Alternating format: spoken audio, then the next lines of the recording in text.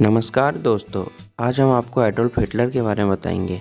Adolf Hitler का जन्म Austria के वॉन नामक स्थान पर 20 अप्रैल 1889 को हुआ था। उनकी प्रारंभिक शिक्षा लिंज नामक स्थान पर हुई थी।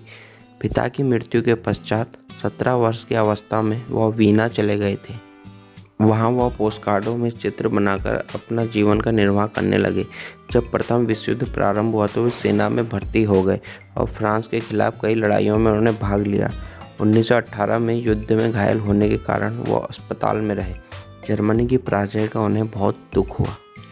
अस्पताल से आने के बाद उन्होंने नाजी दल की स्थापना की।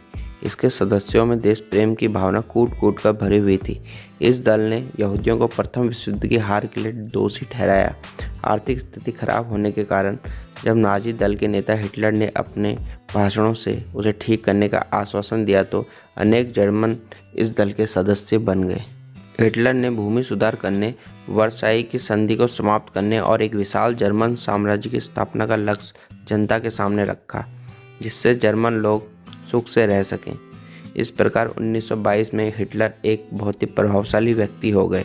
उन्होंने स्वास्तिक को अपने दल का चिन्ह बनाया, जो कि हिंदू धर्म में भी शुभ प्रतीक माना जाता है। 1923 में हिटलर ने जर्मन सरकार को उखाड़ फेंकने का प्रयत्न किया। इसमें वह असफल रहे और जेल खाने में डाल दिए गए। वहीं पर उन्होंने अपनी आत्मकथा मैन कैंप, जिसका हिंदी में नाम है मेरा संघर्ष, लिखी। इसमें उन्होंने नाजी दल के सिद्धांतों के बारे में भी लिखा है। उन्होंने लिखा है कि आर्य जाति सभी जातियों में श्रेष्ठ है और जर्मन व्यक्ति आर्य है। उन्होंने विश्व का नेतृत्व करना चाहिए। यहूदी सदा से इस संस्कृति में रोड़ा अटकाते आए हैं। जर्मनी लोगों को साम्राज्य विस्तार का पूर्ण अधिकार है। 1930-32 में जर्मनी में बेरोजगारी बहुत बढ़ गई। संसद में नाजी दल के सदस्यों की संख्या 230 हो गई। 1932 के चुनाव में हिटलर को राष्ट्रपति के चुनाव में सफलता नहीं मिली। जर्मनी की आर्थिक दशा बिगड़ती ही चली गई और विजयी देशों ने उसे सैनिक शक्ति बढ़ाने की अनुमति भी नहीं दी। 1933 में चांसलर बनते ही हिटलर ने जर्मन संसद को भंग कर दिया, साम्यवादी दल को गैरकानून घोषित कर दिया और राष्ट्र को स्वावलंबी बनने के लिए ललकारा। नाजी दल के विरोधी व्यक्तियों को जेल खाने में डाल दिया गया। कार्यकारिणी और कानून बनाने की सारी शक्ति हिटलर ने अपने हाथों में ले ली। 1934 में हिंडनबर्ग की मृत्यु के पश्चात हिटलर राष्ट्रपति बन बैठा। नाजी दल का आतंक जनजीवन के प्रत्येक क्षेत्र में छा गया। 1933 से 1938 के बीच में लाखों यहूदियों की हत्या कर दी गई। नवयुगों में राष्ट्रपति के आदेश का पूर्ण रूप से पालन करने की भावना भर दी गई और जर्मन जाति का भाग्य सुधारने के लिए सारी शक्ति हिटलर ने अपने हाथों में ले ली।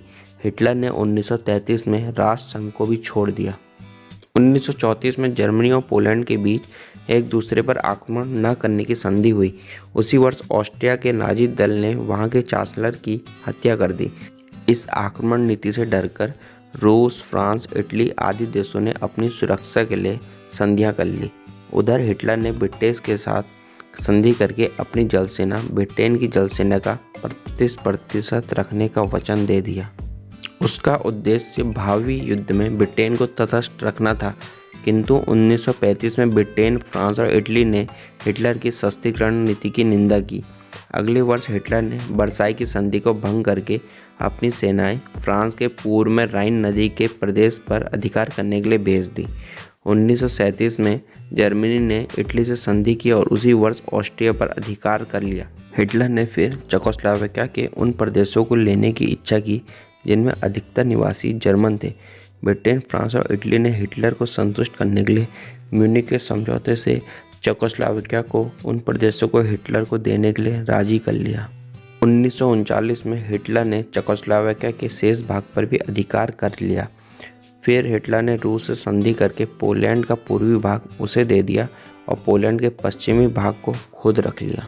फिर ब्रिटेन ने पोलैंड की रक्षा के लिए अपनी सेनाएं भेजी। इस प्रकार द्वितीय विश्व युद्ध का प्रारंभ हो गया। फ्रांस की पराजय के पश्चात हिटलर ने मुसोलिनी से संधि कर ली। इसके पश्चात जर्मनी ने रूस पर आक्रमण कर दिया। जब अमेरिका द्वितीय विश्व युद्ध में सम्मिलित हो गया तो हिटलर की सामरिक स्थिति बिगड़ने लगी। हिटलर के सैनिक अधिकारी उनके विरुद्ध षड्यंत्र रचने लगे। अप्रैल 1945 में जब हिटलर को लगने लग गया अब वो जीत नहीं पाएगा और उसकी हार तय हो गई है, उसने पत्नी ईवा ब्राउन के साथ खुद को बर्लिन में मौजूद खुफिया बंकर के एक कमरे में बंद कर लिया और यह बंकर करीब 50 फीट नीचे ज़मीन में बना हुआ था। मुसोलिनी को प्रदर्शनकारियों द्वारा गोली से उड़ाने की खबर हिटलर तक पहुंची। इसके बाद उसने आत्महत्या का फैसला कर लिया, फिर अपने कुत्तों पर साइनाइड की गोलियों को आजमाया। 30 अप्रैल को लंच के बाद हिटलर और जॉन ब्राउन ने बंकर में बाकी बचे सैनिकों को अलविदा कह दिया। रात 3:30 बजे के करीब सैनिकों को गोली चलने की जोरदार आवाज़ आई और कमरे में उन्होंने घुसकर देखा तो हिटलर ने खुद को गोली मार ली, जबकि ब्राउन ने साइनाइड खा लिया था। हिटलर मरने के बाद भी अपने दुश्मनों के हाथ नहीं लगना चाहता था, इसलिए उसने अपने करीबी अधिकारी से एक वादा लिया। हिटलर ने अधिकारी से वादा लिया कि मरने के बाद उसकी और उसकी पत्नी एवा की लाश को पेट्रोल से छिड़क कर जला दिया जाए। इस प्रकार एक खूंखार तानाशाह का अंत हुआ।